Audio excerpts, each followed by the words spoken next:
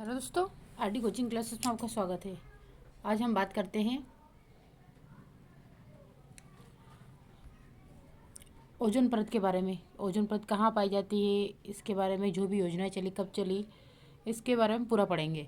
तो ओजोन परत समतान मंडल में पाई जाती है, यानी कि जिसे स्ट्रेटोस्फियर कहते हैं, क्योंकि कभी कभी नाम इंग्लिश में भी आ जाता है और हम कन्फ्यूज हो जाते हैं कि यार समताप मंडल होगा या स्ट्रेटोस्फियर होगा। ठीक है, तो स्ट्रेटोस्फियर बोले या समताप मंडल बोले, और शोभ मंडल जो होता है वो ट्रोपोस्फियर। ठीक है, तो ओजोन परत शोभ मंडल के ऊपर स्थित होती है और समताप मंडल के अंदर स्थित होती है। तो कौन सी परत में ये बार बार पूछा जाता है, तो समताप मंडल में। क्लियर है। फिर आता है कि सुपरसोनिक जेट कौन सी गैस छोड़कर ओजोन परत के क्षरण का कारण बनते हैं। तो सुपरसोनिक जो जेट होते हैं वो नाइट्रिक ऑक्साइड छोड़ते हैं। ठीक है, नाइट्रिक ऑक्साइड छोड़ते हैं जिसके कारण ओजोन परत के क्षरण का कारण बनते हैं। और 16 सितंबर को विश्व ओजोन दिवस मनाया जाता है, ये तो सभी को पता है। मॉन्ट्रियल प्रोटोकॉल की बात करते, यह एक अंतर्राष्ट्रीय संधि है जिसे क्लोरोफ्लोरोकार्बन यानी CFC से, ठीक है, क्लोरोफ्लोरोकार्बन यानी कि CFC से ओजोन परत की रक्षा के लिए बनाया गया था। और कब बना, तो 1987 में किया गया एक अंतर्राष्ट्रीय समझौता है।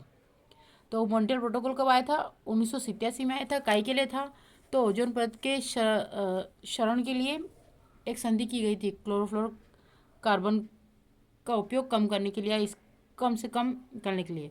ओजोन अपक्षयी पदार्थों ODS के प्रकार हेलोन्स निम्न में से किस में अनिवार्य और व्यापक रूप से प्रयोग किए जाते हैं, तो अग्निशामक में। कौन कौन से ओजोन अवक्षयी पदार्थ, इसे ही बोला जाता है के प्रकार, है ना। हेलोन्स निम्न में से किस अनिवार्य और व्यापक रूप से प्रयोग किया जाता है, तो अग्निशामक के रूप में। मॉन्ट्रियल प्रोटोकॉल के बारे में और बात करें तो मॉन्ट्रियल प्रोटोकॉल को व्यापक रूप से सबसे सफल पर्यावरण संरक्षण समझौता माना जाता है। क्योटो प्रोटोकॉल, अब मॉन्ट्रियल प्रोटोकॉल कभी कभी हम क्या होता है सेम प्रोटोकॉल में उलझ जाते हैं। तो मॉन्ट्रियल प्रोटोकॉल जो था ओजोन के लिए था, और जो क्योटो प्रोटोकॉल था वो जलवायु परिवर्तन के लिए था, वो अलग समझौता था। तो क्योटो प्रोटोकॉल यह जलवायु परिवर्तन पर संयुक्त राष्ट्र संरचना सम्मेलन की एक अंतर्राष्ट्रीय संधि है। इसका उद्देश्य ग्रीन हाउस गैस उत्सर्जन को कम करना। इसे क्योटो जापान में अपनाया गया था, इसलिए इसे क्योटो प्रोटोकॉल कहा जाता है। यह 11 दिसंबर 1997 को अपनाया गया था और 16 फरवरी 2005 को अस्तित्व में आया। 2008 और 2012 के बीच की इसकी पहली संधि अवधि थी। दूसरी संधि अवधि पर बात करें तो 2012 यानी कि 2020 में समाप्त हो चुकी है। सहमति व्यक्त की गई थी। अब ओजोन या ट्राई ऑक्सीजन, क्योंकि ओजोन फॉर्मूला क्या था O3, तो एक अकार्बनिक अणु जिसका रासायनिक सूत्र O3 है। यह एक विशिष्ट तीखी गंध वाली हल्की नीली गैस है। ओजोन की गहराई नापने की इकाई जो होती है वो क्या होती है, डोप्सन होती है। क्लियर है। Thank you for watching.